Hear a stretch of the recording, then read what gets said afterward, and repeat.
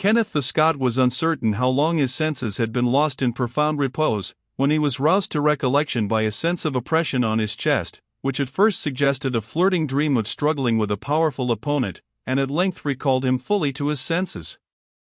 He was about to demand who was there, when, opening his eyes, he beheld the figure of the anchorite, wild and savage-looking as we have described him, standing by his bedside, and pressing his right hand upon his breast, while he held a small silver lamp in the other. "Be silent," said the hermit, as the prostrate knight looked up in surprise. "I have that to say to you which yonder infidel must not hear." These words he spoke in the French language, and not in the lingua franca, or compound of Eastern and European dialects, which had hitherto been used amongst them. "Arise," he continued, "put on my mantle, speak not, but tread lightly, and follow me." Sir Kenneth arose, and took his sword. "It needs not," answered the anchorite, in a whisper. "We are going where spiritual arms avail much, and fleshly weapons are but as the reed and the decayed gourd." The knight deposited his sword by the bedside as before, and, armed only with his dagger, from which in this perilous country he never parted, prepared to attend his mysterious host. The hermit then moved slowly forwards, and was followed by the knight, still under some uncertainty whether the dark form which glided on before to show him the path was not, in fact, the creation of a disturbed dream. They passed, like shadows, into the outer apartment, without disturbing the Paynim Emir, who lay still buried in repose. Before the cross and altar, in the outward room, a lamp was still burning, a missal was displayed, and on the floor lay a discipline, or penitential scourge of small cord and wire, the lashes of which were recently stained with blood, a token, no doubt, of the severe penance of the recluse. Here Theodoric kneeled down, and pointed to the knight to take his place beside him upon the sharp flints, which seemed placed for the purpose of rendering the posture of reverential devotion as uneasy as possible. He read many prayers of the Catholic Church, and chanted, in a low but earnest voice, 3 of the penitential psalms. These last he intermixed with sighs, and tears, and convulsive throbs, which bore witness how deeply he felt the divine poetry which he recited. The Scottish knight assisted with profound sincerity at these acts of devotion, his opinion of his host beginning, in the meantime, to be so much changed, that he doubted whether, from the severity of his penance and the ardor of his prayers, he ought not to regard him as a saint, and when they arose from the ground, he stood with reverence before him, as a pupil before an honored master. The hermit was, on his side, silent and abstracted for the space of a few minutes. "Look into yonder recess, my son," he said, pointing to the farther corner of the cell. "There thou wilt find a veil, bring it hither." The knight obeyed, and in a small aperture cut out of the wall, and secured with a door of wicker, he found the veil inquired for. When he brought it to the light, he discovered that it was torn, and soiled in some places with some dark substance. The anchorite looked at it with a deep but smothered emotion, and ere he could speak to the Scottish knight, was compelled to vent his feelings in a convulsive groan. "Thou art now about to look upon the richest treasure that the earth possesses," he at length said. "Woe is me, that my eyes are unworthy to be lifted towards it. Alas! I am but the vile and despised sign, which points out to the wearied traveler a harbor of rest and security, but must itself remain forever without doors. In vain have I fled to the very depths of the rocks, and the very bosom of the thirsty desert. Mine enemy hath found me, even he whom I have denied has pursued me to my fortresses." He paused again for a moment, and turning to the Scottish knight, said, in a firmer tone of voice, "You bring me a greeting from Richard of England?" "I come from the council of Christian princes," said the knight, "but the King of England being indisposed, I am not honored with his Majesty's commands." "Your token," demanded the recluse. Sir Kenneth hesitated. Former suspicions, and the marks of insanity which the hermit had formerly exhibited, rushed suddenly on his thoughts. But how suspect a man whose manners were so saintly? "My password," he said at length, "is this: Kings begged of a beggar." "It is right," said the hermit, while he paused. "I know you well, but the sentinel upon his post and mine is an important one, challenges friend as well as foe. He then moved forward with the lamp, leading the way into the room which they had left. The Saracen lay on his couch, still fast asleep. The hermit paused by his side, and looked down on him. "He sleeps," he said, "in darkness, and must not be awakened." The attitude of the emir did indeed convey the idea of profound repose. One arm, flung across his body, as he lay with his face half turned to the wall, concealed, with its loose and long sleeve, the greater part of his face, but the high forehead was yet visible. Its nerves, which during his waking hours were so uncommonly active, were now motionless, as if the face had been composed of dark marble, and his long silken eyelashes closed over his piercing and hawk-like eyes. The open and relaxed hand, and the deep, regular, and soft breathing, all gave tokens of the most profound repose. The slumberer formed a singular group along with the tall forms of the hermit in his shaggy dress of goatskins, bearing the lamp, and the knight in his close leathern coat, the former with an austere expression of ascetic gloom, the latter with anxious curiosity deeply impressed on his manly features. "He sleeps soundly," said the hermit, in the same low tone as before, and repeating the words, though he had changed the meaning from that which is literal to a metaphorical sense. "He sleeps in darkness, but there shall be for him a dayspring. O Ilderim, thy waking thoughts are yet as vain and wild as those which are wheeling their giddy dance through thy sleeping brain, but the trumpet shall be heard, and the dream shall be dissolved." So saying, and making the knight a sign to follow him, the hermit went towards the altar, and passing behind it, pressed a spring, which, opening without noise, showed a small iron door wrought in the side of the cavern, so as to be almost imperceptible, unless upon the most severe scrutiny. The hermit, ere he ventured fully to open the door, dropped some oil on the hinges, which the lamp supplied. A small staircase, hewn in the rock, was discovered, when the iron door was at length completely opened. "Take the veil which I hold," said the hermit, in a melancholy tone, "and blind mine eyes, for I may not look on the treasure which thou art presently to behold, without sin and presumption." Without reply, the knight hastily muffled the recluse's head in the veil, and the latter began to ascend the staircase as one too much accustomed to the way to require the use of light, while at the same time he held the lamp to the Scot, who followed him for many steps up the narrow ascent.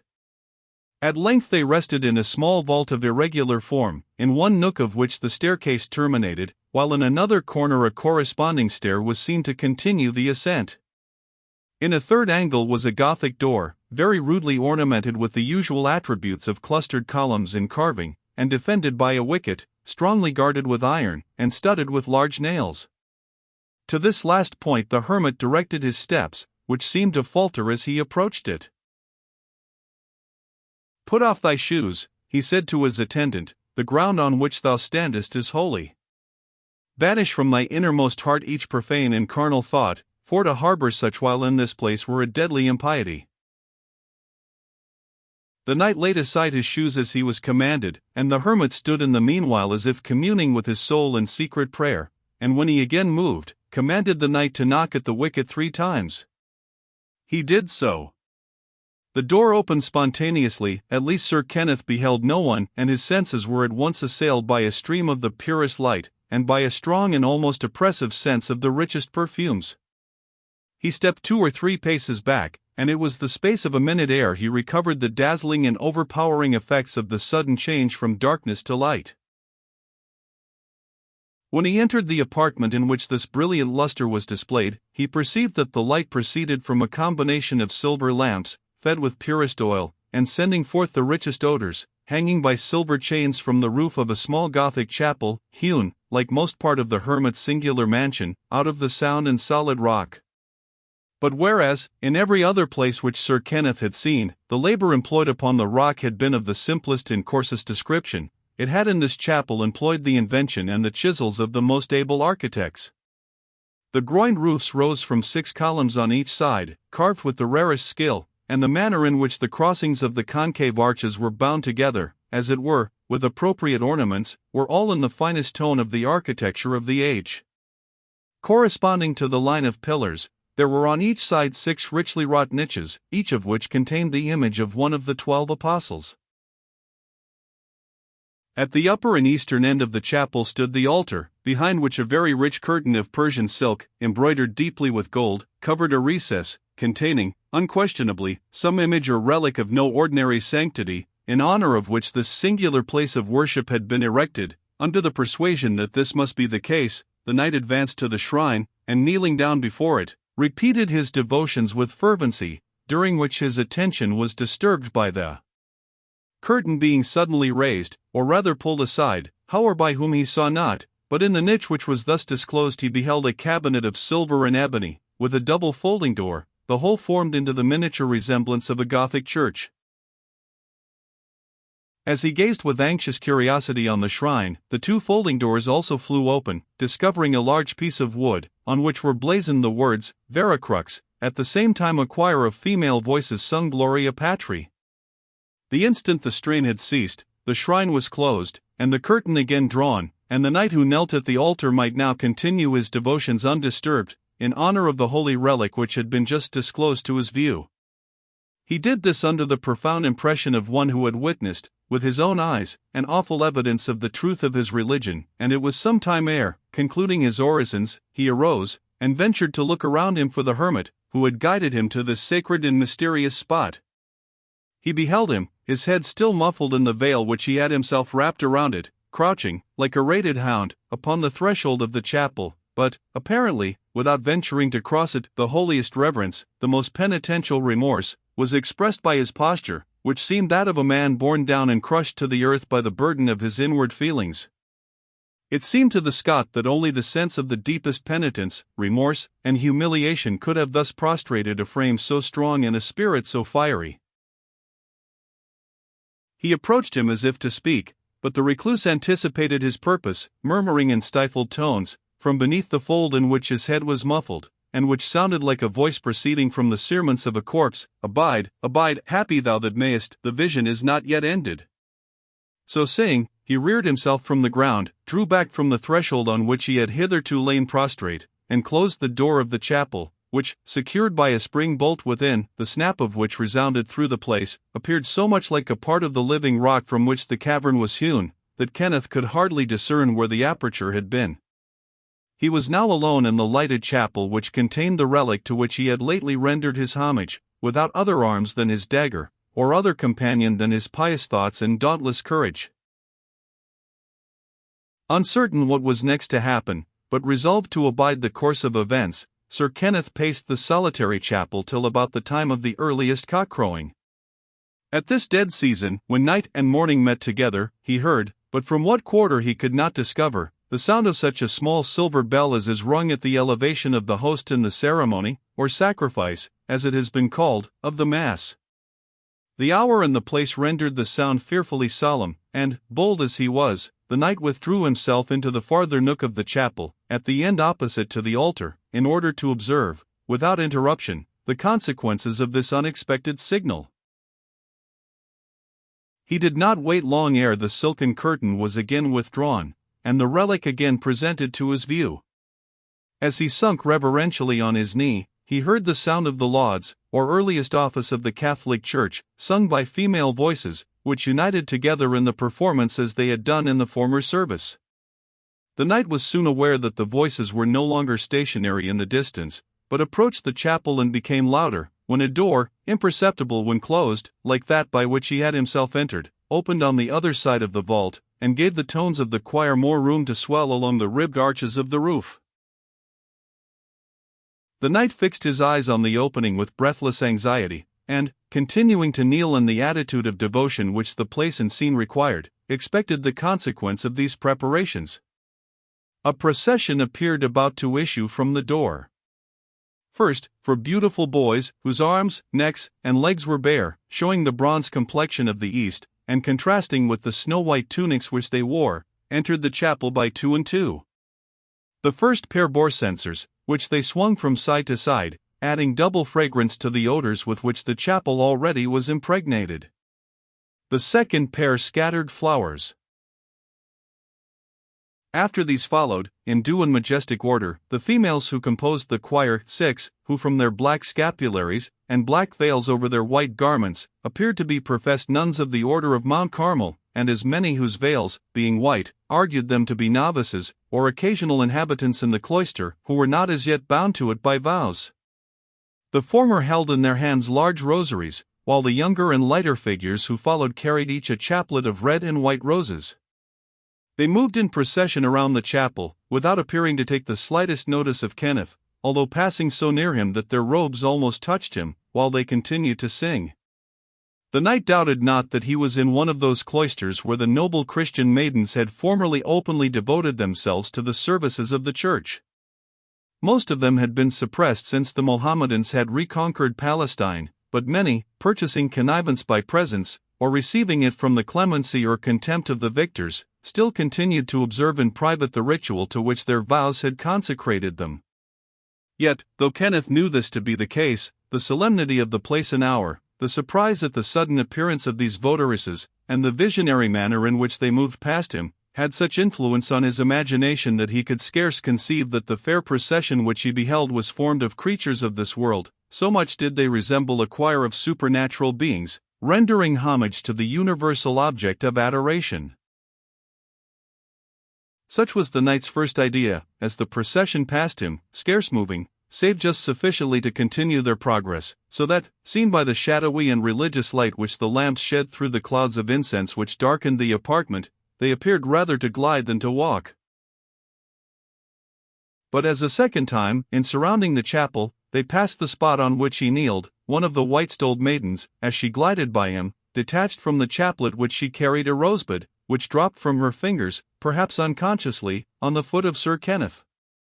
The knight started as if a dart had suddenly struck his person, for, when the mind is wound up to a high pitch of feeling and expectation, the slightest incident, if unexpected, gives fire to the train which imagination has already laid. But he suppressed his emotion, recollecting how easily an incident so indifferent might have happened, and that it was only the uniform monotony of the movement of the choristers which made the incident in the slightest degree remarkable. Still, while the procession, for the third time, surrounded the chapel, the thoughts and the eyes of Kenneth followed exclusively the one among the novices who had dropped the rosebud. Her step, her face, her form were so completely assimilated to the rest of the choristers that it was impossible to perceive the least marks of individuality, and yet Kenneth's heart throbbed like a bird that would burst from its cage, as if to assure him, by its sympathetic suggestions, that the female who held the right file on the second rank of the novices was dearer to him, not only than all the rest that were present, but than the whole sex besides.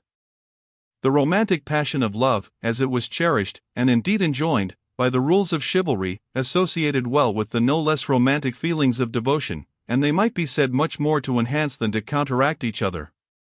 It was, therefore, with a glow of expectation that had something even of a religious character that Sir Kenneth, his sensations thrilling from his heart to the ends of his fingers, expected some second sign of the presence of one who, he strongly fancied, had already bestowed on him the first.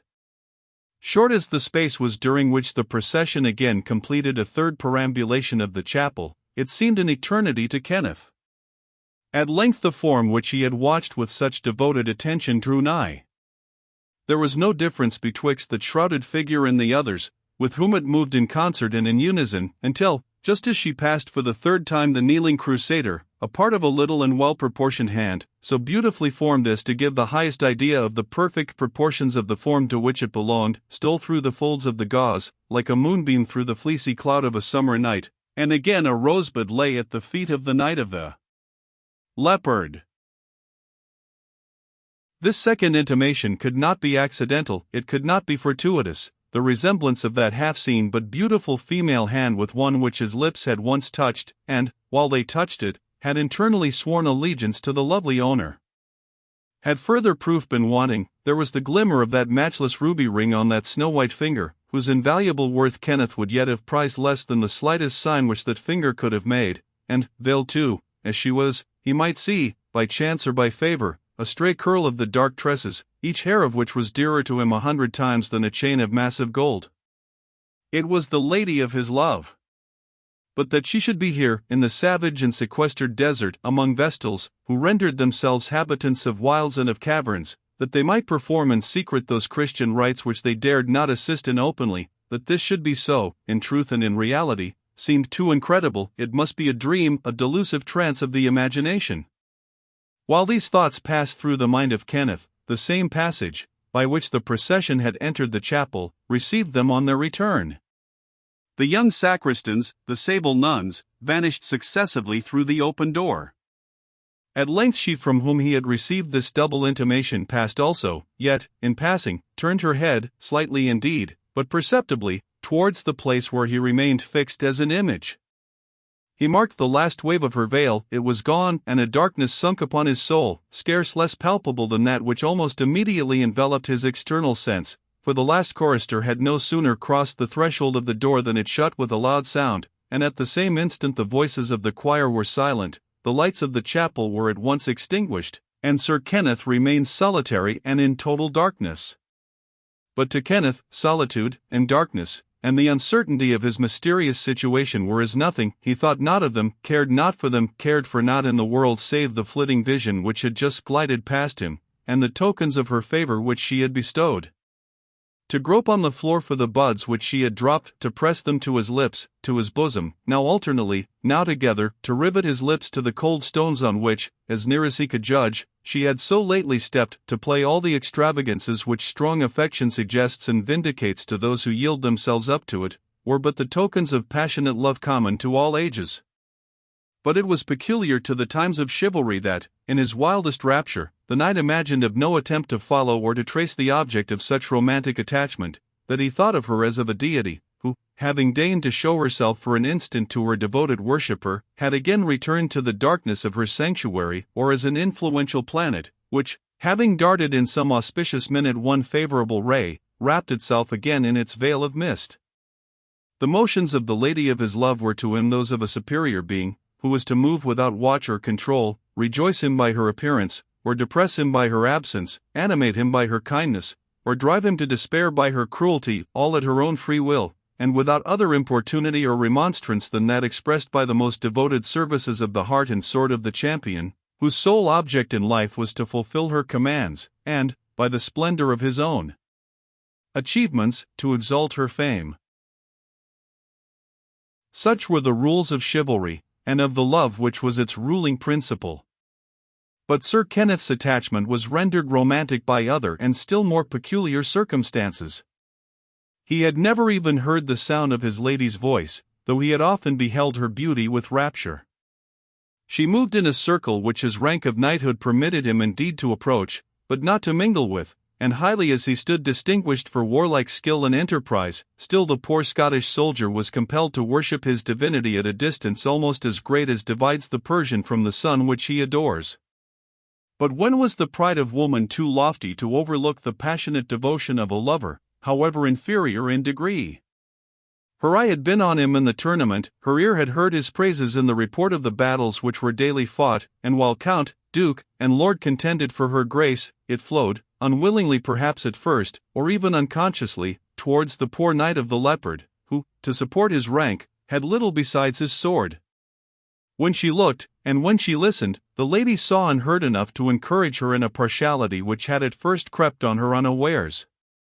If a knight's personal beauty was praised, even the most prudish dames of the military court of England would make an exception in favor of the Scottish Kenneth, and it oftentimes happened that, notwithstanding the very considerable largesses which princes and peers bestowed on the minstrels, an impartial spirit of independence would seize the poet, and the harp was swept to the heroism of one who had neither palfreys nor garments to bestow in guerdon of his applause. The moments when she listened to the praises of her lover became gradually more and more dear to the high-born Edith, relieving the flattery with which her ear was weary, and presenting to her a subject of secret contemplation, more worthy, as he seemed by general report, than those who surpassed him in rank and in the gifts of fortune. As her attention became constantly, though cautiously, fixed on Sir Kenneth, she grew more and more convinced of his personal devotion to herself and more certain in her mind that in Kenneth of Scotland she beheld the fated knight doomed to share with her through weal and woe, and the prospect looked gloomy and dangerous, the passionate attachment to which the poets of the age ascribed such universal dominion, and which its manners and morals placed nearly on the same rank with devotion itself. Let us not disguise the truth from our readers. When Edith became aware of the state of her own sentiments, chivalrous as were her sentiments, becoming a maiden not distant from the throne of England, gratified as her pride must have been with the mute though unceasing homage rendered to her by the knight whom she had distinguished, there were moments when the feelings of the woman, loving and beloved, murmured against the restraints of state and form by which she was surrounded, and when she almost blamed the timidity of her lover, who seemed resolved not to infringe them. The etiquette, to use a modern phrase, of birth and rank, had drawn around her a magical circle, beyond which Sir Kenneth might indeed bow and gaze, but within which he could no more pass than an evoked spirit can transgress the boundaries prescribed by the rod of a powerful enchanter. The thought involuntarily pressed on her that she herself must venture, were it but the point of her fairy foot, beyond the prescribed boundary, if she ever hoped to give a lover so reserved and bashful an opportunity of so slight a favor as but to salute her shoe-tie. There was an example, the noted precedent of the King's daughter of Hungary, who thus generously encouraged the squire of low degree, and Edith, though of kingly blood, was no king's daughter, any more than her lover was of low degree. Fortune had put no such extreme barrier and obstacle to their affections. Something, however, within the maiden's bosom, that modest pride which throws fetters even on love itself, forbade her, notwithstanding the superiority of her condition, to make those advances, which, in every case, delicacy assigns to the other sex. Above all, Sir Kenneth was a knight so gentle and honorable, so highly accomplished, as her imagination at least suggested, together with the strictest feelings of what was due to himself and to her, that however constrained her attitude might be, while receiving his adorations, like the image of some deity, who is neither supposed to feel nor to reply to the homage of its votaries, still the idol feared that to step prematurely from her pedestal would be to degrade herself in the eyes of her devoted worshipper. Yet the devout adorer of an actual idol can even discover signs of approbation in the rigid and immovable features of a marble image, and it is no wonder that something, which could be as favorably interpreted, glanced from the bright eye of the lovely Edith, whose beauty, indeed, consisted rather more in that very power of expression than in absolute regularity of contour or brilliancy of complexion. Some slight marks of distinction had escaped from her, notwithstanding her own jealous vigilance, else how could Sir Kenneth have so readily and so undoubtingly recognized the lovely hand, of which scarce 2 fingers were visible from under the veil, or how could he have rested so thoroughly assured that 2 flowers, successively dropped on the spot, were intended as a recognition on the part of his lady love? By what train of observation, by what secret signs, looks, or gestures, by what instinctive freemasonry of love, this degree of intelligence came to subsist between Edith and her lover, we cannot attempt to trace, for we are old, and such slight vestiges of affection, quickly discovered by younger eyes, defy the power of ours. Enough that such affection did subsist between parties who had never even spoken to one another, though, on the side of Edith, it was checked by a deep sense of the difficulties and dangers which must necessarily attend the further progress of their attachment, and upon that of the knight by 1,000 doubts and fears lest he had overestimated the slight tokens of the lady's notice, varied, as they necessarily were, by long intervals of apparent coldness, during which either the fear of exciting the observation of others, and thus drawing danger upon her lover, or that of sinking in his esteem by seeming too willing to be won, made her behave with indifference, and as if unobservant of his presence. This narrative, tedious perhaps, but which the story renders necessary, may serve to explain the state of intelligence, if it deserves so strong a name, betwixt the lovers, when Edith's unexpected appearance in the chapel produced so powerful an effect on the feelings of her knight.